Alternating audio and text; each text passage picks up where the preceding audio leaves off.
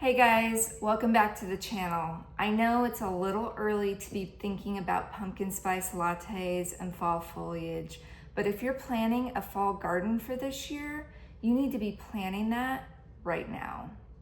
If you're new here, my name is Caitlin and I'm gardening in Zone 6B. And while I know we are all just busy right now harvesting our tomatoes, our cucumbers, and our squashes, if we want any of those cooler weather crops this fall, we really have to get started right now in the month of July. Yeah, if you're new to gardening, you may be unfamiliar with what a fall garden is. And it's actually kind of a cool concept. The typical time period when we think about gardening is spring and summer, because our garden centers, our big box stores, that's when they're marketing towards us, right?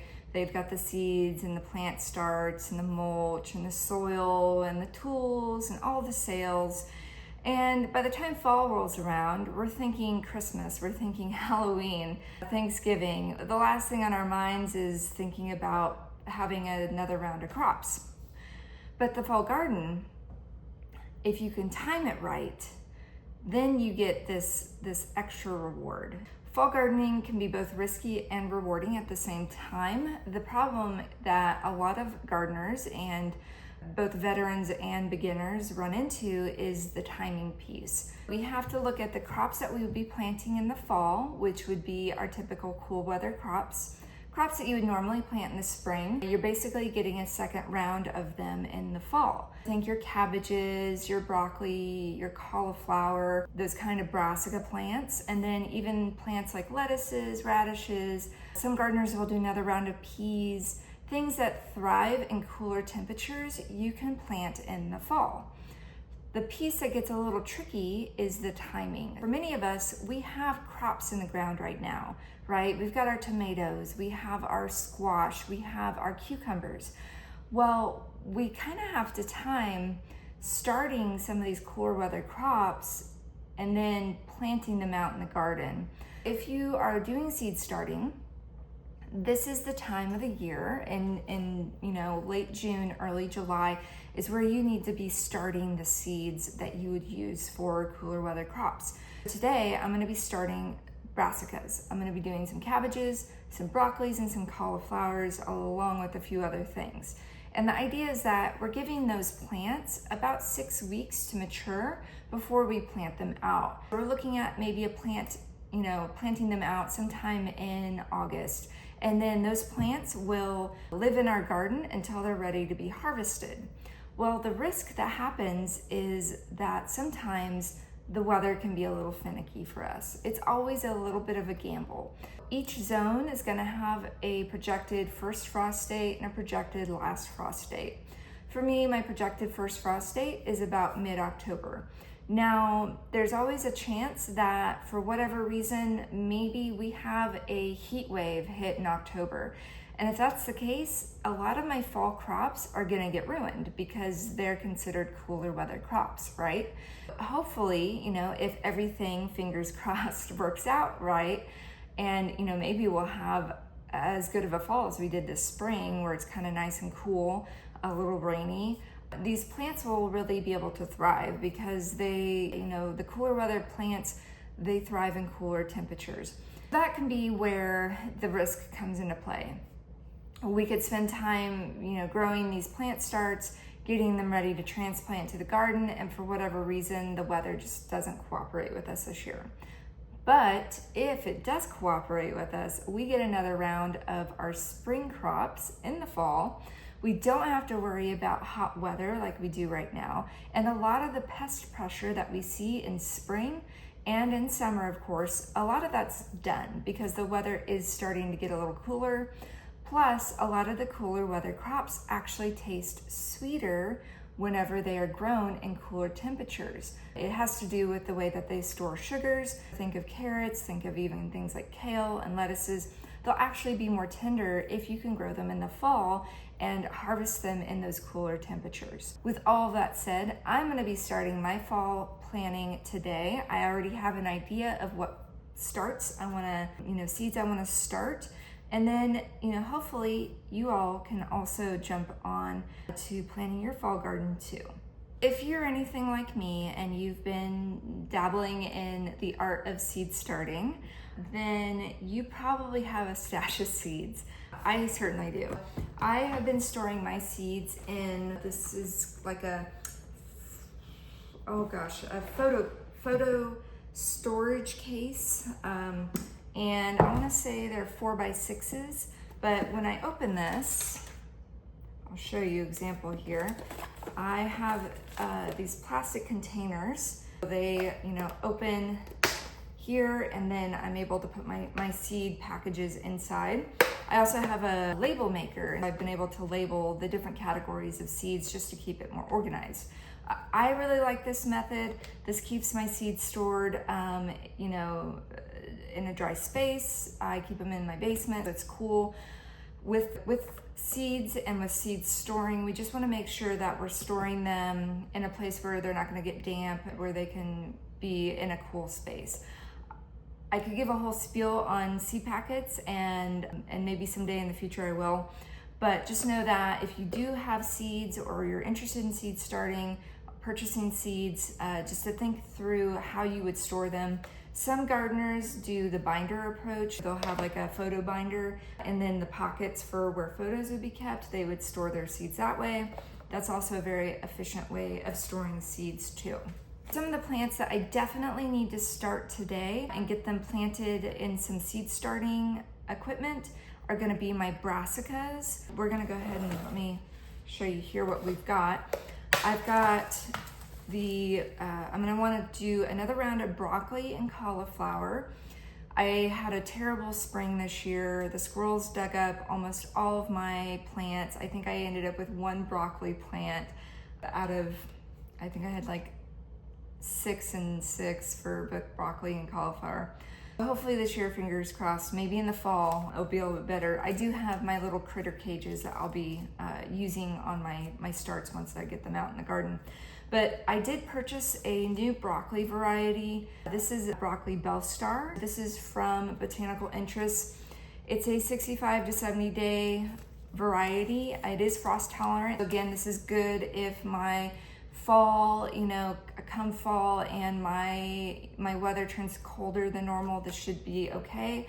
And then this is also supposed to be a variety that is more heat tolerant. Should my fall weather be warmer than we hope, then this should still hopefully do okay. And then I'm gonna do another round of cabbages. I've got the Caraflex cabbage. I really enjoyed growing these in the spring. This was my first year growing them. They were a lot of fun. Still making meals out of what I harvested. I hope to get some more of those. Also have some red acre cabbage, which is still in my garden right now.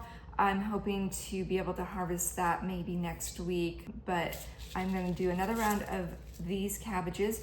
But another thing to think about too, going back to the planting, now in the case of red acre, this is a 75 to 100 day for maturity. Keeping that in mind, again, we wanna get these started now so that they have time to be able to grow and to mature properly.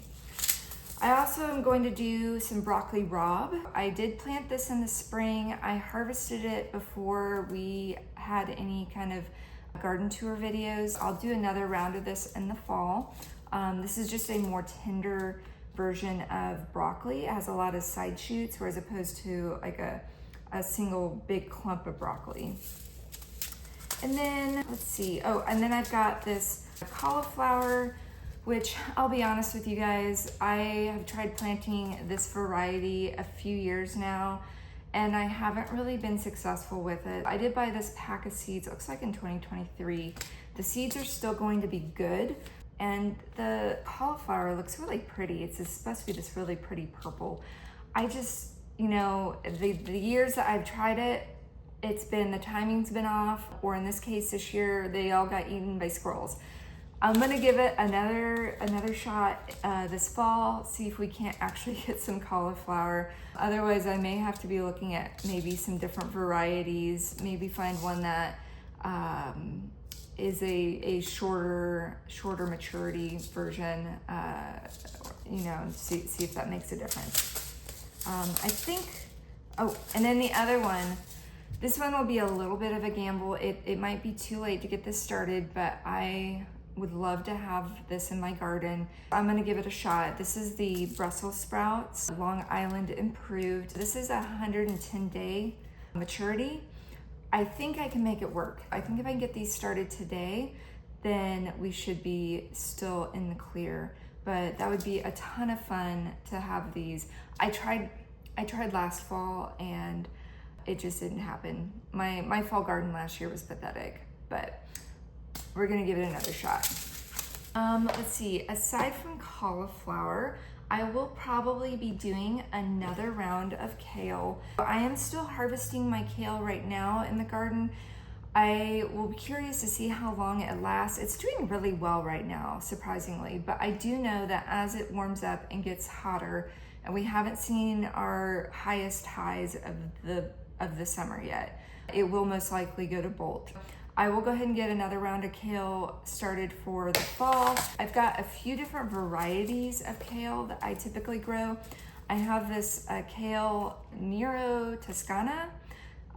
Some people call this dinosaur kale. This is really good. I really like making kale chips out of this variety. A little bit of a flatter variety. It just does well with kale chips. And then I got this Russian red Ragged Jack variety.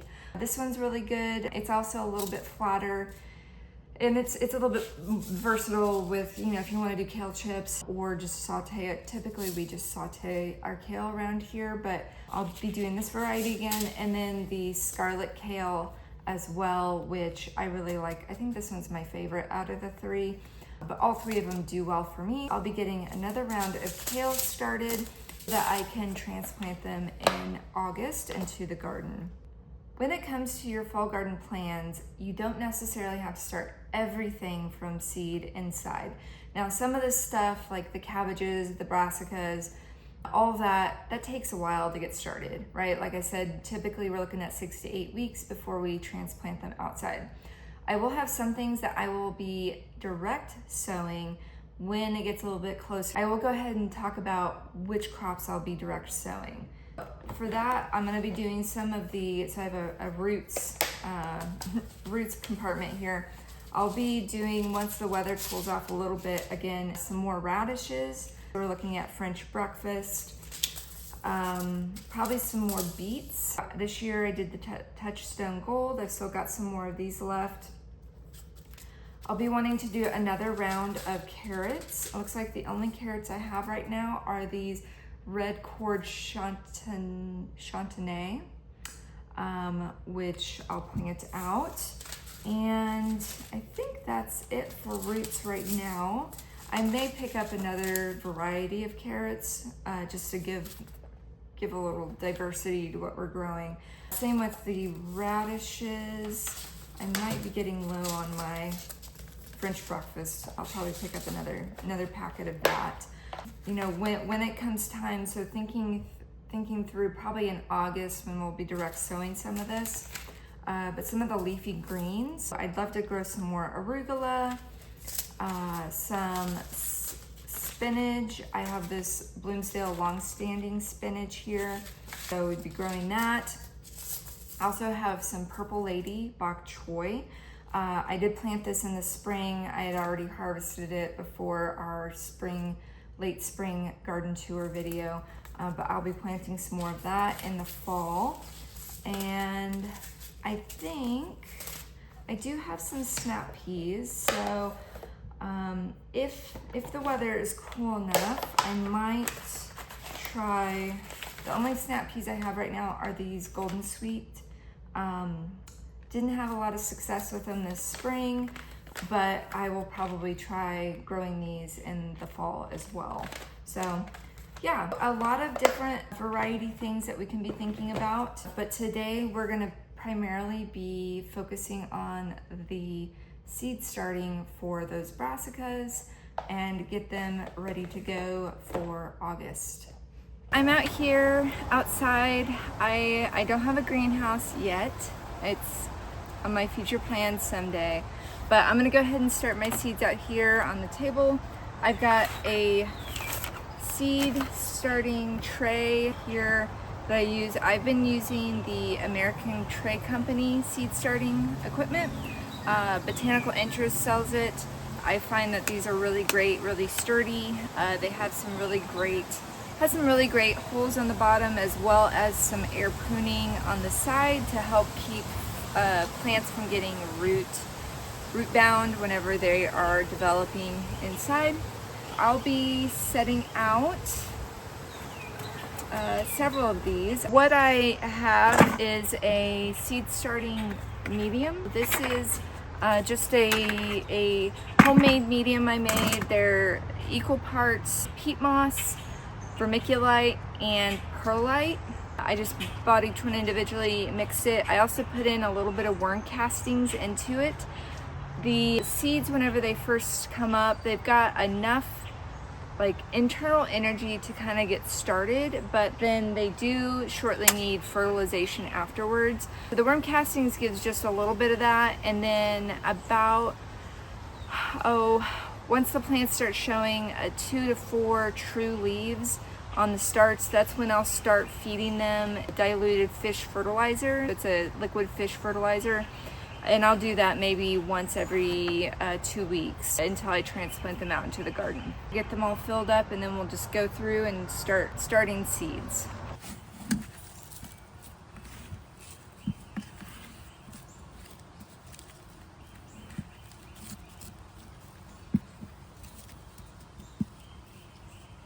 Okay, I got my trays here, but one thing I should probably mention, if you are kind of new to seed starting, you might be really tempted to just buy a bag of garden soil at your garden center and plant in that, in seed trays. And you really need to be a little bit more cautious because one of the reasons why I make my own seed starting medium is because seeds are very fine, delicate things when they first sprout, right? And a lot of times those big bags of garden soil or raised garden bed soil, or even potting mix that you buy for your house plants, it'll have some bigger medium in it. Like a lot of times it'll have chunks of wood and just bigger pieces that haven't fully broken down. And if you have any of that in your seed starting medium, it's gonna be difficult for a seed to push through that. And just setting up something a little bit finer, like this 1:1:1 ratio, really helps just set the seeds to kind of be able to get started easier. The downside of that, though, is there isn't any built-in fertilizer within it. That's why I add the worm castings. That's why I do the fish fertilizer, a few weeks after they start to really put on leaves. There are seed starting packs of soil you can buy, like a garden store. It's really unnecessary. It's more cost efficient to either make your own, or you could take a bag of potting mix and you could sift out those bigger pieces to have kind of a finer medium. But we'll go ahead and get started. I'm gonna go ahead and just start planting into some of these trays. I do have some tags here, as long as the dog doesn't eat them, right? I'm gonna go ahead and start labeling as I go. I don't get mixed up. Brussels.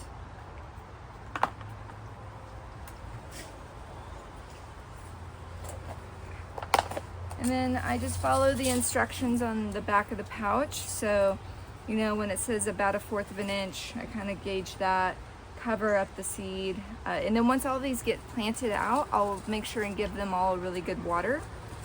And then we'll set them in the laundry room, which is our makeshift grow room.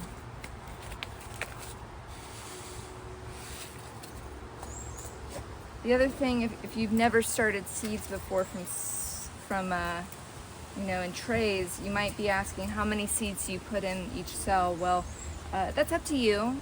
Most seed companies, their seeds are going to have a high germination rate, It's not going to be perfect because we're dealing with nature, right? Nothing's perfect in our world.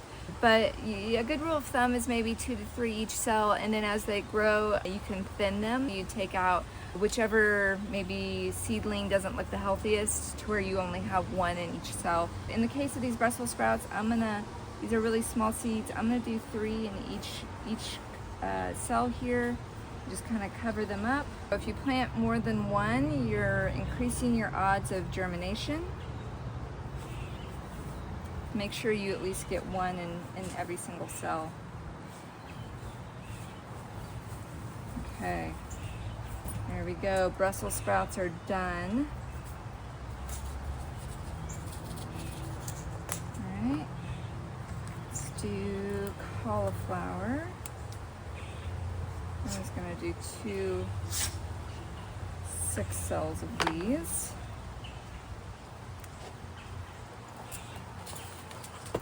Hey guys, you wanna play? Go get it.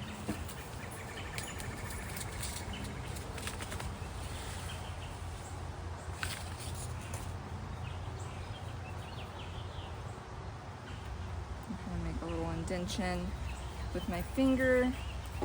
Some people will use like a dowel rod or a pen to kind of make the divot. Really, whatever you've got lying around. Now, some seeds, especially in the case of flowers, they're fine. That sometimes you have to plant them. I've seen other gardeners plant them with the end of like a toothpick. But none of these are that small.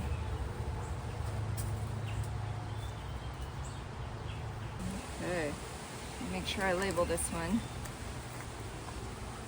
Did really bad with my labels this year. As you guys have probably been able to tell by my lack of knowledge of where my squash plants and what squash I planted and all of that. So I always start out organized, and then sure enough, things get disorganized along the way. Okay, Rob.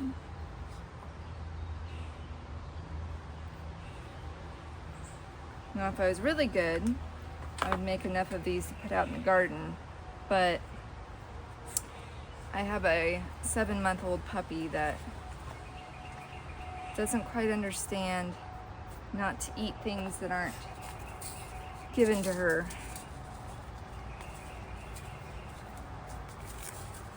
Okay, and this is why storing your seeds is important, because you know, I'm only gonna plant many of these, but I still have a ton of seeds left. And while the seed packet does have a date of expiration on the back, that's more for manufacturing purposes. It's not really, you know, related to the longevity of the seed or the viability of it. And as long as I store the seed packet well in a cool, dry space, it will be good for next spring. It's not bad in the shade here with the breeze. I think we're in the 90s today. It's been very warm this week. It's also been very dry. I've had to stay on top of watering, especially my plants in the pots have been drying out fast. And I have made the mistake of accidentally planting twice in the same containers. I did that last year with my tomatoes, some of my tomatoes. That was fun. They all sprouted, and then I didn't know what variety was what. My recommendation is to try to label as you go along. Otherwise, you might make the same mistake as I did. There's not as many seeds of this Careflex. I'm gonna go ahead and plant 1 in each. I did that in the spring, had perfect germination. That way I don't waste as many seeds here. Everything else I've been planting has been more than 1, but I think this will be fine.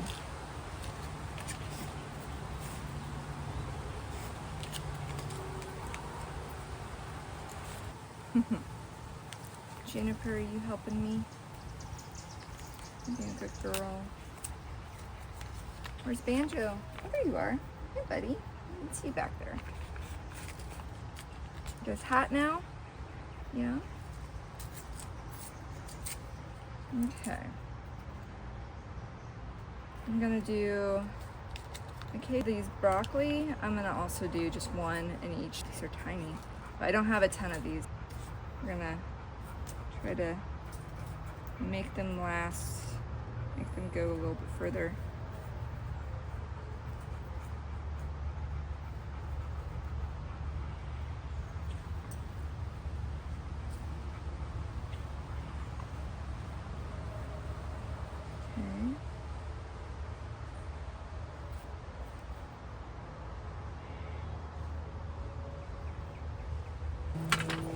Almost done planting here.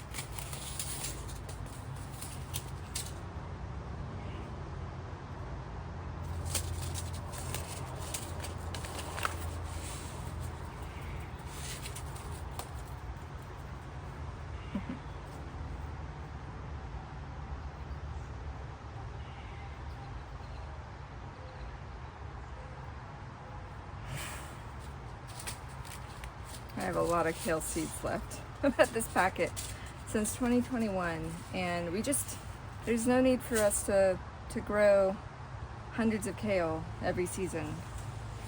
We're pretty happy with 6 plants. But again, if I can store the seeds well, they should be viable from year to year. They may lose a little bit of the germination rate, just a little bit. With the older seed packets, I will be a little bit more liberal with sowing. I might more than, you know, a few, just to make sure that I get some germination out of it. But so far I haven't had any problems with germinating older seed packets. Okay. Looks like I got everything. Now, I just need to get it all watered in good, and then we'll bring them inside. I like to go ahead and use the mist setting that I don't disturb the soil and disrupt the seed, and gets it good and saturated. You can see here, these guys are good and ready to go. It can be very tempting to leave these outside to germinate, and it would be okay to do that. Just my particular setting here with the dogs, it wouldn't be safe. Plus the soil is going to be more likely to dry out faster. We're going to put this tray in my shelf in the laundry room with the grow lights and leave it in there and just kind of baby the seeds as they grow and make sure that they get off to a good start. Okay, here it is. This is my makeshift grow room. This is in our laundry room. You can see the world's tiniest onions curing there still. But I just have the tray propped up here. We just want to make sure that when these guys do sprout, they're pretty close, you know, at least a couple inches away from the grow lights. And then as they get bigger, I will drop it down a little bit more. My job over the next several weeks is to just make sure that the soil doesn't dry out. And then as they grow, put on some true sets of leaves. We'll get them fertilized and fed. And then we'll keep a fan on them as well, just to help maintain health of the seedling. Thanks for hanging out with me today. Let me know if this is content that you enjoyed. Leave a comment down below. Don't forget to like and subscribe. And good luck on your fall garden planning. Until next time, bye.